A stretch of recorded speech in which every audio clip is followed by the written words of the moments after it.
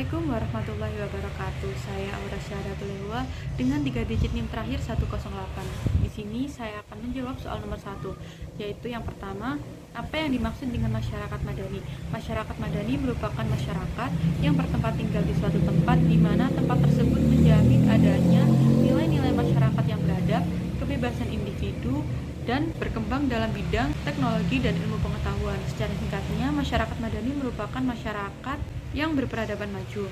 Kemudian, salah satu karakteristik yang dimiliki oleh masyarakat madani ialah tumbuhnya rasa tolong-menolong, yang berarti tidak mencampuri urusan internal individu lain yang dapat mengurangi kebebasannya. Dari Abu Hurairah radhiyallahu an, Nabi Shallallahu alaihi wasallam bersabda, "Barang siapa yang melampangkan satu kesusahan dunia orang mukmin, maka Allah melapangkan darinya satu kesusahan di hari kiamat. Kemudian barang siapa yang memudahkan urusan orang yang kesulitan, maka Allah juga memudahkan baginya kesulitan di dunia dan di akhirat." Terima kasih. Wassalamualaikum warahmatullahi wabarakatuh. Assalamualaikum warahmatullahi wabarakatuh. Perkenalkan, nama saya Muhammad Nabil Maula Ulumuddin dengan NIM 202218880059. Kali ini saya akan memberikan jawaban dari pertanyaan 2, yaitu Islam dan kebudayaan adalah dua kata yang berbeda. Islam bukan kebudayaan, tapi Islam menghasilkan kebudayaan yang islami. Keduanya saling mempengaruhi. Lalu soal A, apa fungsi agama dan kebudayaan dalam kehidupan manusia? Jelaskan. Lalu jawaban saya adalah agama dan kebudayaan dalam kehidupan manusia memiliki fungsi diantaranya memberikan kedamaian mental, menanamkan kebajikan-kebajikan sosial, meningkatkan solidaritas sosial, sebagai agen sosialisasi dan kontrol sosial, meningkatkan kesejahteraan, memberikan kreasi kepada manusia, memperkuat rasa percaya diri, dan memberi pengaruh kepada ekonomi serta sistem politik. Lalu B, sebagai seorang muslim, bagaimana sikap terbaik terhadap budaya lokal? Lalu jawaban saya adalah sebagai seorang muslim, kita dapat bersikap sesuai budaya lokal. Namun sebelum itu kita harus belajar beradaptasi bagaimana budaya lokal tersebut berjalan ketika terdapat suatu perbedaan. Terapkan rasa menghormati dan menghargai, bukan mencelah atau menjelek-jelekan. Terima kasih. Sekian dari jawaban saya. Assalamualaikum warahmatullahi wabarakatuh. Assalamualaikum warahmatullahi wabarakatuh. Perkenalkan, saya Diana Kamila dengan NIM 202218880008 dari kelompok 19 Pendidikan Agama Islam. Saya akan menjawab pertanyaan nomor 3, yaitu kata demokrasi dan syura adalah dua hal yang berbeda, tetapi dalam praktiknya ternyata saling berkaitan dan terdapat banyak kesamaan. Baca Quran Surat Al-Imran ayat 159 secara tartil dan fasih, kemudian terjemahkan dan berikan komentar secukupnya terkait dengan surah. Dalam Al-Quran, Surat Ali Imran ayat 159, Bismillahirrahmanirrahim, Fabima rahmatim minallahi linta lahum walau kunta fadda galidal kalbi lan faddu minal haulik fa'fu anhu wastaghfir lahu wasawwiruhum fil amri faidam fatawakkal 'alallah innallaha yuhibbul mutawakkalin.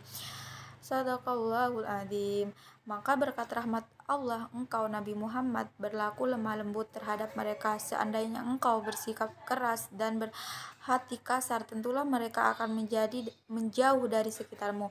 Oleh karena itu, maafkanlah mereka, memohonkanlah ampunan untuk mereka, dan bermusyawarahlah dengan mereka dalam segala urusan penting. Kemudian apabila engkau telah membulatkan tekad, bertawakallah kepada Allah. Sesungguhnya Allah mencintai orang-orang yang bertawakal.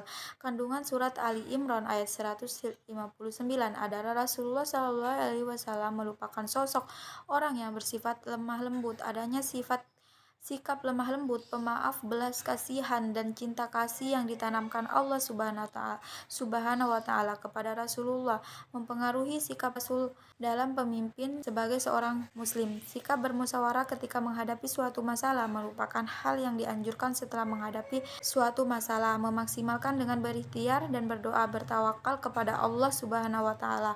Jelaskan kontribusi politik umat Islam bagi NKRI. Kontribusi politik umat Islam bagi bagi NKRI adalah dalam sidang PPKI yang diselenggarakan pada 18 Agustus 1945.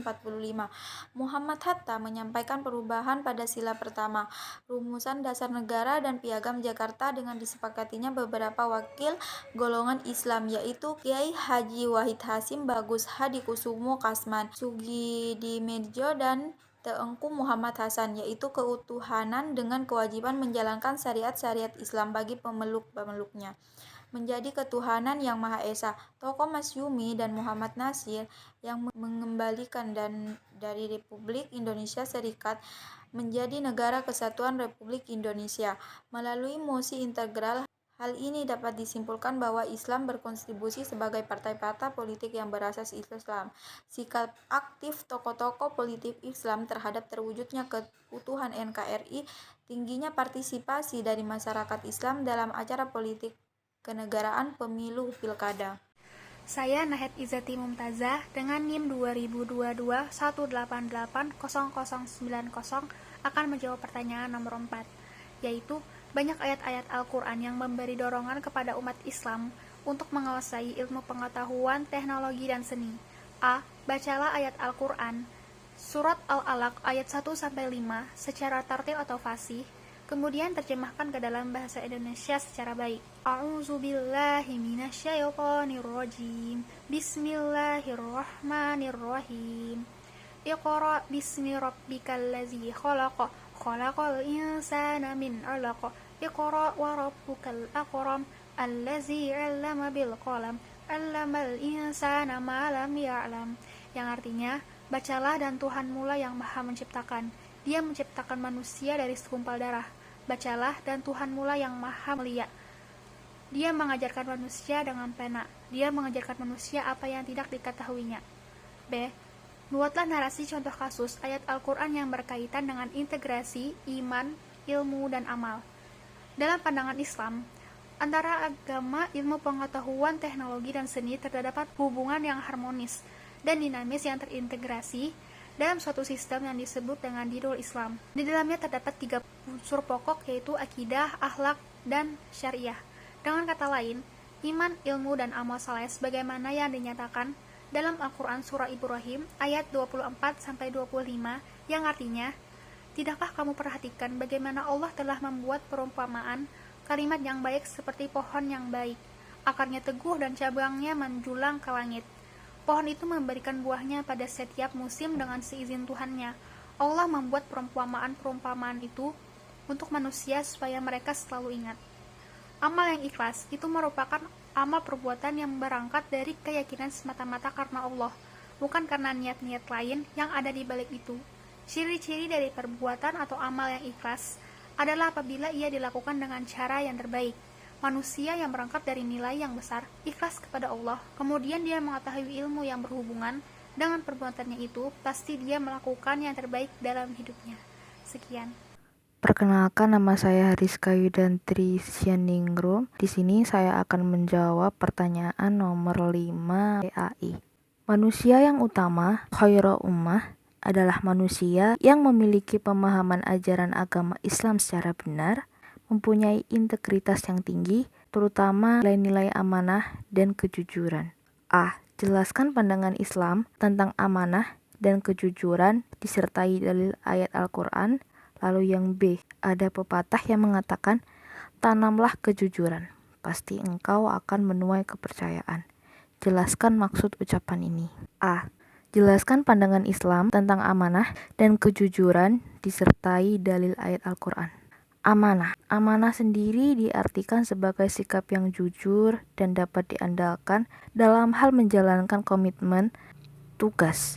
Lalu juga tangguh dan berani melakukan hal yang benar. Pandangan Islam tentang amanah adalah bahwa amanah itu merupakan sikap yang harus dimiliki oleh setiap umat Islam, dan bahwa amanah ini bukanlah perkara yang mudah untuk dikerjakan. Seperti yang diterangkan dalam Al-Quran Surat Al-Ahzab ayat 72. Bismillahirrahmanirrahim.